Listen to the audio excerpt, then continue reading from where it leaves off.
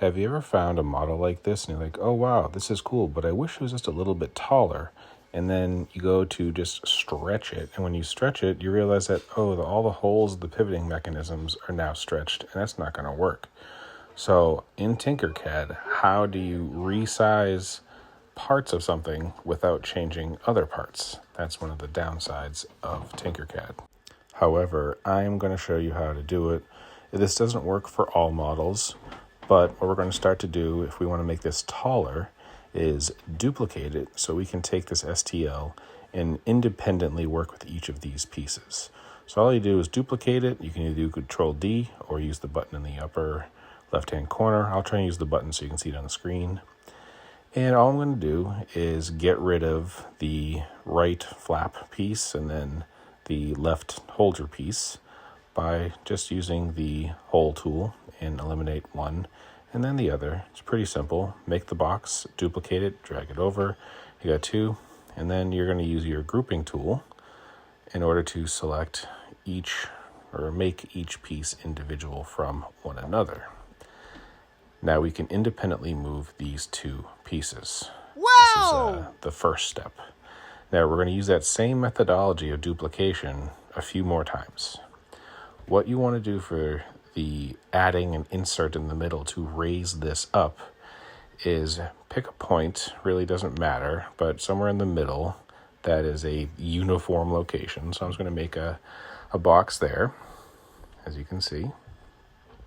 And you can lower it, you can raise it, doesn't really matter. Kind of just wherever you want to insert some sort of extension from. Now, you are going to be doing the duplication method from separating these pieces, but I guess vertically instead of horizontally. So select both of these pieces, the whole piece and the, in this case, business card holder piece, and you're going to duplicate that. I accidentally chopped it early. All right, so you're going to duplicate it. Good. And now here's where the little trick comes in. If you pivot the screen so you look at it from underneath, now you can raise it up. But that initial plane that was on top is now the bottom, but you're slicing it perfectly in the same location. All right, so once you pair, actually you gotta duplicate that one more time. You'll see that's where we're gonna make the insert from. So now I have a top and a bottom that are the exact same size as before. We're just going to do a rinse and repeat on this guy. This is a little bit different because you got to make sure you chop out that little bottom ridge.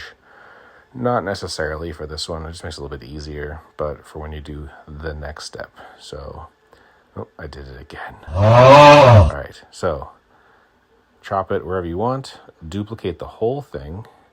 You're going to rotate the screen downward, and you're going to keep rotating until you see that the black arrow points down, and you're going to raise up that center height piece to encapsulate the top. You're going to group that, and then group the next one. But don't forget to duplicate it one more time before we do so. All right, so now if we wanted to, we could recreate the initial design with these sliced pieces. But we want to get the middle chunks that are just kind of the generic vertical pieces. Now you could recreate this just using the tools that TinkerCAD has, like the square tool or the pen tool or something like that. But I usually like, if I can, and the model allows it, using the pieces that the STL already is comprised of.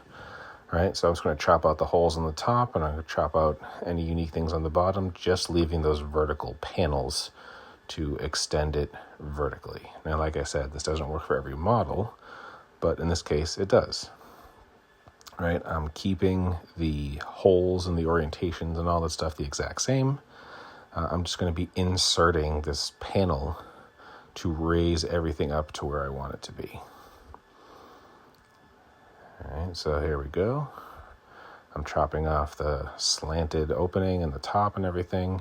So if you notice, both on the right and left pieces, I am now getting just vertical faces that are going to act as inserts inside of our new pieces that we have. All right, so I'm going to use our align tool, just bring everything together. I didn't click on that center one before. All right, you just need 2 clicks for the align tool. This is a better example. All right, so click align. We're going to go, doesn't really matter which piece you go on. We're going to go in the middle there, and the middle there, and that's it. So right now, these 2 pieces are the exact same things we started with. However, we can now raise up this piece. And if you notice, right, that insert that we made is going to be our filler. All right, so I'm raising each of these up 20 millimeters. And now the one on the right worked out great where our orientation is. And now this one, a little bit different, right? It's a little bit shy of what we needed for that chunk that we cut out. So all you got to do is just duplicate this piece one more time and then raise it up to fill in that gap just a little bit, right? You get some overlapping, but once you combine it, it doesn't really matter. So we now have all the same hole orientations and sizes, no stretching, and we just raised the upper part of each of these by 20 millimeters. And hopefully when you go to print, there's no issues transferring from TinkerCAD and all that stuff. But yeah, this worked out pretty well.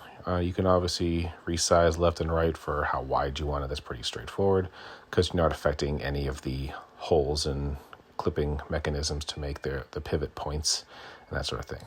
But leave a comment with what you think. Hey, thanks for watching. Leave a comment with any questions you got. Later.